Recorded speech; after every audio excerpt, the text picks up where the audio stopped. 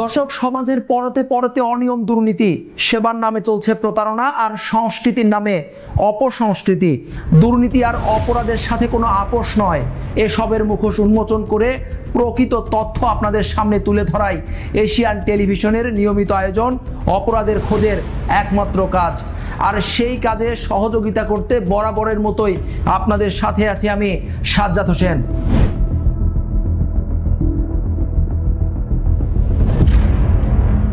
মেয়ে শৈলের ময়দান হাড্ডি ছাড়া কিচ্ছু ছিল না, সবসময় মারতো। এখানেও তোর স্পট আছে মাইরের। ও আত্মহত্যা করে নাই, ওরে মাইরা ফেলছে।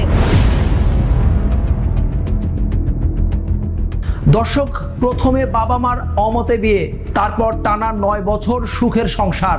ফুটফুটে একটা কন্যা সন্তানও রয়েছে তার ঘরে। ভালোই চলছিল, হঠাৎ পরকীয়ার কালবৈশাখী ঝড়ে সবকিছুই লন্ডভন্ড করে দেয়। সর্বশেষ গলায় ওড়না পেঁচিয়ে আত্মহত্যা। গাজীপুরের এক নারীর জীবনে ঘটে এমন এক করুণ ঘটনা। এ নিয়েই আমাদের আজকের অনুসন্ধান। তো এরপর আমি ওসি সাহেবের কাছে গেলাম। উনি আমাকে বললো যে দেখুন, যেহেতু আপনি মেয়ে চলে গেছে, আগে মেয়েটাকে মাটি দেন, মাটি দিয়ে তারপরে আসেন। সন্তানহারা বাবাদের কান্না কিছুতেই থামছে না, দিনকে দিন বেড়েই যাচ্ছে। আর এই কান্নার কারণ সামাজিক অবক্ষয়, বিচারহীনতা, নির্যাতন, খুন আর ধর্ষণ। অসহায় বাবা মার এই কান্নার পেছনে আরও বিশেষ ভূমিকা রাখে পরিবারের অমতে বিয়ে, বিয়ের পর যৌতুক দাবি করে নির্যাতন। সংসারে অশান্তি লেগেই থাকে, সর্বশেষ যার পরিণতি গড়ায় আত্মহত্যায়। পরিসংখ্যান অনুযায়ী দেশে 2023 সালে আত্মহত্যা করেছে 20,505 জন। প্রতিদিন গড়ে 56 জন দেশের কোথাও না কোথাও আত্মহত্যা করছে, যার 50% নারী। 28 বছর বয়সী শামছুন নাহার আন্নি গাজীপুর গাছা থানার কাতরা এলাকার মোহাম্মদ আবুল খায়েরের 3 মেয়ের একজন। গাজীপুরের একটি ডায়াগনস্টিক সেন্টারে প্যাথোলজি নার্স হিসেবে কাজ করতেন। পরিবারের অমতে স্থানীয় আমিনুল ইসলামের সাথে প্রেমের সম্পর্কে জড়ান। তারপর বিয়ে শুরু হয় তাদের দাম্পত্য জীবন। 9 বছরের সংসার জীবনে আন্নি আমিনুলের ঘরে একটি কন্যা সন্তানেরও জন্ম হয়। ভালোই চলছিল তাদের সংসার জীবন। দিনে দিনে লোভ জেঁকে বসে আমিনুলের ঘাড়ে। আন্নির বেতনের সমস্ত টাকা নিত আমিনুল। নানা বাহানায় শ্বশুরের কাছ থেকেও নিত টাকা। নিরুপায় আবুল খায়ের মেয়ের সুখের কথা চিন্তা করে জামাইয়ের সব দাবি মুখ বুজে পূরণ করতেন। চাকরি কইরা যত টাকা পয়সা পাইছে ওরে দিছে, তারপরে বাবা আমার থেকে যতটুকু নেওয়ার নিছে, এইটা করবে সেটা করবে, এইভাবে ওইভাবে টাকা চাইছে, দিছি। তারপরে বাবা দোকান দিতে কইছে, দোকান দিছে, দোকানের ফ্রিজ কিনা দিছি, গ্যাসের বোতল এডি আবি যাবে অনেক কিছু বাবা, অনেক টাকা পয়সা দিছি। দেওয়ার পরেও আমার মেয়েরে অনেক টর্চারিং করছে। টর্চারিং কইরা এমন অবস্থা যে মেয়ে আমাদের কাছে কখনো কোনো কিছু বলে নাই, শুভ ওর ভিতরে রাখছে যে আমি ভালোবাসা করে বিয়ে করছি, যদি বাপমার কাছে বলি বাপমা কষ্ট পাবে, এর জন্য আমাদের কাছে কখনো বলে নাই। এত কিছুর পরও শান্ত ছিল না আমিনুল।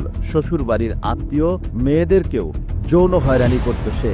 এরপর স্ত্রীর অসুস্থতার সুযোগে পরকীয়ায় জড়িয়ে পড়ে পাশের বাসার এক বিধবা নারীর সাথে। হঠাৎ করে মুখ চাইপা ধরছিল, তো তারপরে মুখ চাইপা ধরার পরে আমি চিৎকার দিছি কেমন জানি। তারপরে ওনার আম্মু, মানে ওনার আন্নিয়াপুর শাশুড়ি, ওনার দেওর, আন্নিয়াপুর মেয়ে সবাই দূর পরে আসছে। তারপরে ছাইরা দিয়ে ওনার পালায় চলে গেছে। পরে আন্নিয়াপুর দেওর এসে ঘরে, হ্যাঁ ঘরে, এখানে না। তখন ওই দিন আবার আম্মু তো কাজে যায় ডেলি, আর আব্বু বাসায় ছিল না, বাজারে গেছিল ওই দিন। শ্বশুর বাড়িতে গেছে পাও বেন্টিস অবস্থায়, তো খাওয়া দাওয়া তেমন একটা করে না। ওইখানে গিয়া শুনে কি যে ওই আরেকটা পাশের বাড়ির একটা মেয়েকে বিয়ে করছে। ওই মেয়ের জামাই মারা গেছে। মারা যাওয়ার কিছুদিন পরেই আমার এই জামাইয়ের সাথে নাকি অবৈধ কাজকর্ম করে। বিয়া শাদী মনে তখন করে নাই, আমি জানি না সঠিক। পরে অবৈধ কাজ করে, এগুলি দেখে আমি খুব কষ্ট পাইতেছে। পরে আমার বললো যে আব্বা আমি চিকিৎসা তো থাইকা করতে হবে, হ্যাঁ তো হাঁটাচড়া করতে পারবো না, তো আপনি আপনাদের বাড়িতে চলে আসে। আমি আসো। শ্বশুরে বইলে আসছে। আসার পর আমরা ট্রিটমেন্ট করছি, সব কিছু করছি। করার পর 3 তারিখে শ্বশুর বলছে যাইতে, পরে গেছে। 3 তারিখে যাওয়ার পরেই অনেক টর্চারিং করছে, অনেক মাইরধর করছে। মাইরধর করার পরে ওই যেই রুমে থাকতো সেই রুম তালা দেওয়া থইছে, ওর ভিতরে ঢুকতে দেয়নি। স্বামীর পাশবিক অত্যাচার আর মানসিক চাপে আত্মহত্যা করেছে আন্নি, কিন্তু পুলিশের তদন্ত কি বলছে জানবো, তবে একটা বিজ্ঞাপন বিরতির পর। সাথেই থাকুন।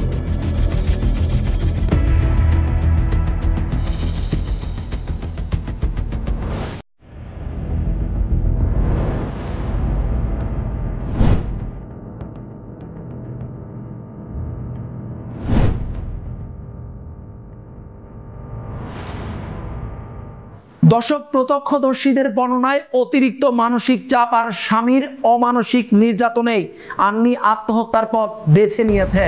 স্বজনদের মতে আন্নির মরদেহে অত্যাচারের চিহ্ন ছিল পুলিশের সরজমিনে তদন্তের সময়, কিন্তু তার কতখানি উঠে এসেছে এই তদন্ত রিপোর্টে? শ্বশুর বলছে যাইতে, পরে গেছে। 3 তারিখে যাওয়ার পরেই অনেক টর্চারিং করছে, অনেক মাইরধর করছে। মাইরধর করার পরে ওই যেই রুমে থাকতো সেই রুম তালা দেওয়া থইছে, ওর ভিতরে ঢুকতে দেয় নাই। ফোন দেওয়ার পরেই ওই কয় তোর লগে কোনো কথা নাই, তুই ছাইরা দে আমারে। আমার মেয়ে বলতেছে তোর আমি ছাড় মুখে, তোর লগে আমার 10 বছরের সম্পর্ক, তোর আমি ছাড় মুখে। এভাবে আমিনুল আন্নির সম্পর্ক দিনে দিনে বিষাক্ত হয়ে ওঠে। স্বামীর পরকীয়া পরে বিয়েতে রূপ নেয়। আন্নির জায়গা দখল করে আমিনুলের দ্বিতীয় স্ত্রী আখি। সময়ের ব্যবধানে স্বামীর সাথে সাথে ঘর সংসার শ্বশুর শাশুড়ি সবই চলে যায় আখির হাতে। স্বামী সতীন দুজন মিলে আন্নির উপর শুরু করে আরো বেশি অত্যাচার। স্বামীর দ্বিতীয় বিয়ে এবং পৈশাচিক নির্যাতন সইতে না পেরে গেল 4 মে আন্নি তার বাবার বাসায় সিলিং ফ্যানের সাথে গলায় ওড়না পেঁচিয়ে আত্মহত্যা করে। ও সবসময় বলতো যে ওরা ছাইরা দেখ, আমি ওর সংসার করি। আমি 10 বছর ধরে এত কষ্ট করে এই সংসার করছি, সব কিছু করছি। আমার একটা মেয়ে আছে, আমার মেয়ের মুখের দিকে চাই ও সংসার করতে চাই, কিন্তু ওরা ওর সংসার করবো না। বলে তুই চলে যা, তুই ডিভোর্স দিয়া দে, আমি তোরে নিয়ে থাকতে চাই না, আমি ওরে ভালোবাসি, ওরে নিয়েই থাকবো। দুজনে মিলেই সব ওর জিনিসপত্র নিয়ে গেছে। নিয়ে যাওয়ার পরে আমার জিজ্ঞাসা করছে যে আমার জিনিসপত্র নিছো কি লেগা, তখনই মারছে। মাইরা তারপরে যে একবারে ক্ষেতের ভিতরে নিছে, নিয়ে ওইখানেও হালাইয়া মারছে। মাইরা এই হাত এটি আমার দেখাই চাইসা যে হাত কাটা, এই হাত কাটা। কিন্তু সকালবেলা আমি জিজ্ঞাসি যে মা, ওই আবার একটা চাকরির ইন্টারভিউ দেওয়ার কথা ছিল, কাগজ দেওয়ার, ওইখানে কাগজ দিব। পরে আমি বলছি যে মা, কাগজটা তুমি রেডি রাখো, রেডি রাখলে আমি গিয়া ওইখানে কাগজটা দিয়ে আসবো। কিন্তু তার আগেই তো আমার মেয়ে চলে গেল। ঘটনার পর আন্নির বাবার বাসায় যথারীতি পুলিশ আসে। সিলিং ফ্যানের সাথে ঝুলে থাকা লাশ নামায় প্রাথমিক তদন্তের জন্য। মরদেহে আঘাতের চিহ্ন। স্বজনরা বলার পরও তা মানতে নারাজ মামলার তদন্তে থাকা পুলিশের সাব ইন্সপেক্টর মোহাম্মদ কামরুজ্জামান লিটন। তদন্ত অফিসার যে জি উনি, ওনার আমি বলতেছি ওর শরীরে দাগ আছে, উনি আমার ধাক্কা দিয়ে আবারও যা বলে কোথায় দাগ, কোথায় দাগ। মহিলা মানুষের, জি পুলিশের নাম লিটন। তারপরে ওই লেডি কনস্টেবল বলে দাগ নাই, দাগ নাই। ওনাদের পুরো তদন্ত নিয়ে এই সন্দেহ আছে আমার। পুলিশ আসছে, আসার পর ওনাদেরকে বললাম, বলার পর ওনারা লাস্টে ওইখানে উনি তেমন একটা উত্তেজিত ছিল, উনি আমার তেমন একটা কথা কইতে দেয়নি। হ্যাঁ, ওনার নাম হইল লিটন দারোগা, উনি আয়ু। তো উনি এরকম হাতটা তো উঠায় নাই। আমার মেয়ের এখানে যে কাটা দাগ ছিল এগুলি তো তখন তো বাবা আমার মেয়ে চলে গেছে, আমি কি আর হাত উঠাবো আর কি করবো। সুস্থ বিচার হোক, আমি চাই যে এই যে ও যে বিয়ে করছে, ওর বিয়ে করার কারণেই এই মেয়েটা এইভাবে আত্মহত্যা করতে বাধ্য করছে ওরা। এই ঘটনার 4 দিন পর 8 মে বাবা বাদী হয়ে গাছা থানায় আন্নির স্বামী আমিনুল ইসলাম এবং তার দ্বিতীয় স্ত্রী আখির বিরুদ্ধে মামলা দায়ের করেন। আত্মহত্যা করছে 4 তারিখে সকালে 11টার দিকে। আমি তো কোর্টে দৌড়ে প্রতিদিনই গেছি, প্রতিদিনই করছি। মামলাটা নিয়েছে 8 তারিখে। মামলার সমস্ত রিপোর্ট ইতোমধ্যে জমা দিয়েছে তদন্ত কর্মকর্তা। এখন প্রশ্ন হলো সবকিছু ঠিকঠাক আছে কিনা। এমন প্রশ্নের উত্তর খুঁজতে অপরাধের খোঁজ টিম হাজির হয় গাছা থানায়। মুখোমুখি হয় সেই তদন্তকর্তার। মামলা যখন হইতে দায়বার আয়র দায়বদ্ধতা আছে। আমি মরা মানুষের কাছে কোনো কিছু করি না, এই অভ্যাস আমার নাই। আপনি মেয়ের বাবার কাছে শুনে দেখেন, আমাকে বেশ কয়েকবারই করছে। আমি বলছি আমাদের মাফ করে না। তার সাথে কথা বলে খুব সহজেই তদন্তের হাল বোঝা গেল। আন্নির মামলার তদন্তে থাকা এসআই কামরুল ইসলাম লিটনকে নিয়ে আসামির বাড়িতে যেতে চায় অপরাধের খোঁজ টিম। আর তখনই বেরিয়ে আসে থলের বিড়াল। কার বাড়িতে যাবেন? ছেলের বাড়ি। ছেলের বাড়িতে আমি চিনি না। আমি চিনি, আপনি চিনেন? হ্যাঁ, আপনি আমারে বলবেন যে এদিক এদিক না, আমি সমস্যা নেই। অনেক কথার পর আসামি আমিনুল ও আখির বাড়িতে যেতে রাজি হয় এসআই কামরুজ্জামান লিটন। অপরাধের খোঁজ টিম মামলার তদন্ত কর্মকর্তাকে পথ চেনাতে সহযোগিতা করে। আসামির স্বজনদের সাথে কথা বলে অনুসন্ধানী সদস্যরা, তারা সব দোষ আন্নির উপর চাপিয়ে দেন। জাতের মেয়ে কালো বালক কারা জানো, যে মেয়ে ওই ছেলের সাথে পালিয়ে আসে না, সে মেয়ে আর জাতের হয় না, অজাতের। ও বুঝতে পারছি। সে বাপার আর গর্ব অহংকার করে। আর যে মাইরা খেদাইছে ওই জায়গা থেকে ওখানকার মানুষই বলবো। ভাই আসার পরে মানে দুইটা রয়েছে, দুইটার লগে রয়ের ভিতরে দুইটা হাতাতে লেগে গেছে, যেটি ধাক্কা থেকে হয়েছে। আমিরুল ভাই মানে না, কেউ মানে না, মারছে আমিরুল মানে না। পরে আমিরুল ভাই আপনার 2-4টা থাপড় দিছে, বাবিরে 2-4টা থাপড় দিছে। সুষ্ঠু বিচার চাই আমি। আমার বোনের আত্মহত্যা করতে একবারে বাধ্য করছে, ও আত্মহত্যা করে নাই, ওরে মাইরা ফেলছে। ওই মহিলা ওর হাজবেন্ড দুজনে মিল্লা প্রেশার ক্রিয়েট করে ওরে মাইরা ফেলছে। দর্শক, প্রাথমিক তদন্ত এবং সুরতহাল দুটোতেই স্পষ্ট এটা আত্মহত্যা।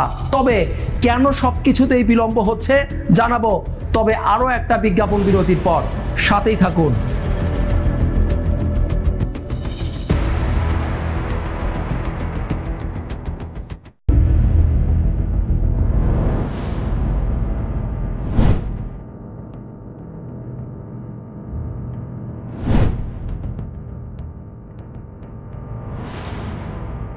দর্শক, আন্নি মারা যাওয়ার প্রায় 4 দিন পর থানায় মামলা হয়। প্রশ্ন হলো, কেন এত দেরিতে মামলা করা হলো, কেনই বা আসামি ধরতে বিলম্ব হলো পুলিশের? চলুন জেনে আসা যাক এই বিষয়ে কি বলছে প্রশাসন।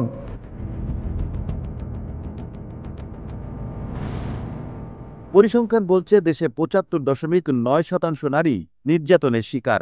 নারী নির্যাতন রোধে 2000 সালে দেশে তৈরি করা হয় নারী ও শিশু নির্যাতন দমন আইন। এতে নারীকে যে কোনো নির্যাতন, ধর্ষণ, যৌতুক, মারধর, শিশু নির্যাতন ও শিশু ধর্ষণ শাস্তির বিষয়ে উল্লেখ করা হয়। এছাড়া 2003 সালে এ আইন সংশোধন করা হয়। এতে বলা হয়, কোনো নারীকে আত্মহত্যার প্ররোচনা করা হলে প্ররোচনাকারী ন্যূনতম 5 বছরের সশ্রম কারাদণ্ডে দণ্ডিত হবে। 2025 সালের সংশোধনে 5 বছরের পরিবর্তে 10 বছর সশ্রম কারাদণ্ড ও জরিমানার কথা উল্লেখ করা হয়। এখন প্রশ্ন হলো, আন্নির বিষয়ে কি হলো? এটা কি আত্মহত্যা নাকি হত্যা? আন্নির সাথে কি এমন হলো যার কারণে তাকে আগাতে হলো আত্মহত্যার পথে?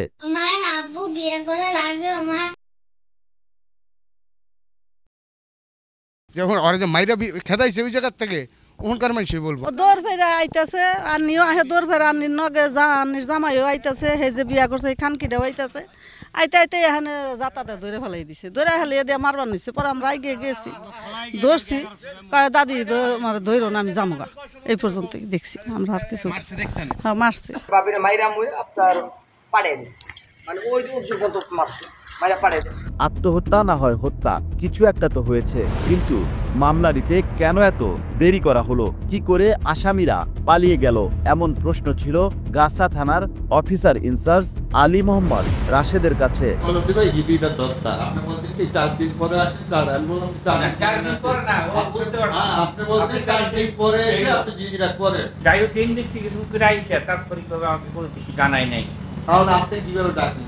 আমি তো ডাকি নাই, আমি আয়ু থ্রুতে ডাকছি বলতে আয়ু গেছে ইনভেস্টিগেশন করছে, ওই যাইছে কামকাইও বলবে, ওনার তো একটা ডেট দিবে, তাকে একটা ডেট দিবে, দুটো ডেটে আসে। কিন্তু মাঝখানে যে কোনো একটা দিনে একটা লোক আইসা বসছে না, আপনি তার থ্রুতে ডাকছেন, আমি আপনাকে এখানে থ্রুতে আপনি ডাকছেন, মহানগর গোয়েন্দা শাখা গাজীপুর জানায়, এটা অতিরিক্ত মানসিক চাপের কারণে আত্মহত্যা ছিল। সুরত হালো নাকি তাই বলছে। প্রাথমিকভাবে আমরা যেটা ধারণা করতেছি যে এই যে মানসিক ট্রমা বা মানসিক আঘাত, এইটার থেকেই হয়তো সে আত্মহত্যা করে থাকতে পারে। তো সুরত হাল রিপোর্টে কিন্তু তার হ্যাঙ্গিংটা এটা মানে প্রাথমিকভাবে প্রমাণিত হয়েছে যে সে আত্মহত্যা করেছে, কিন্তু কারো প্ররোচনায় করেছে কিনা সেটা আসলে তদন্তের বিষয়। এটা আমরা তদন্ত করে দেখছি, গভীরভাবে তদন্ত করতেছি। এই মামলার আসামিরা কোনো বিশিষ্ট ব্যক্তি নয়, তবে তাদের ধরতে কেন এত বিলম্ব হচ্ছে, এমন প্রশ্ন ছিল গাজীপুরের ডিবির কাছে। আমরা আসলে এখন পর্যন্ত আসামিকে গ্রেপ্তার করতে পারিনি। যে এটা মামলা হয়েছে একটু পরে, মামলাটা যেহেতু 8 তারিখে হয়েছে, 8 তারিখের পরে আসামি পালিয়ে যেতে সক্ষম হয়েছে। পর লোকেশনে আসলে তাদেরকে একটু দূরেই দেখা যাচ্ছে, আমরা তাদেরকে এখন পর্যন্ত গ্রেফতার করতে পারিনি। অবশেষে অপরাধের খোঁজ চিনকে চিরাচরিত আশ্বাসের বাণী শোনালেন গাজীপুরের মহানগর গোয়েন্দা বিভাগ। আপনাদেরকে আশ্বস্ত করতে চাই যে পুলিশ সর্বাত্মকভাবে কাজ করছে এখন আমরা এই আসামিকে, এই 2 জন আসামিকে গ্রেপ্তারের ব্যাপারে সচেষ্ট আছি।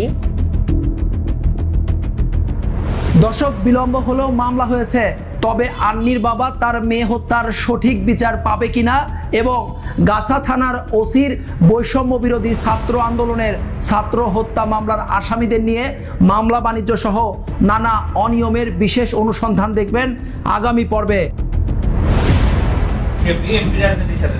আলী মোহাম্মদ রাশেদ, অফিসার ইনচার্জ, গাছা থানা, গাজীপুর মেট্রোপলিটন পুলিশ।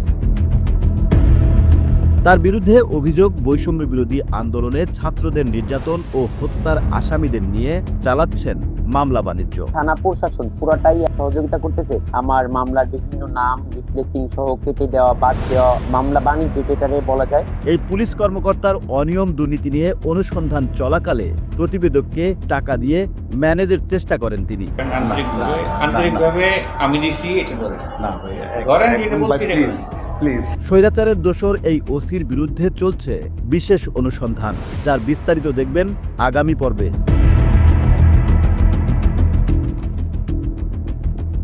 আজকের মতো বিদায় নিচ্ছি। যাওয়ার আগে বলে যাই, আপনার অনুসন্ধানী মনের পর্দা খোলা রাখুন। অন্যায়ের সাথে আপোষ নয়, প্রতিবাদ করুন। কোথাও কোনো অনিয়ম দেখলে আমাদেরকে জানান, তুলে আনবো ঘটনার ভেতরের গল্প। সবাই ভালো থাকবেন, সুস্থ থাকবেন। আল্লাহ হাফেজ।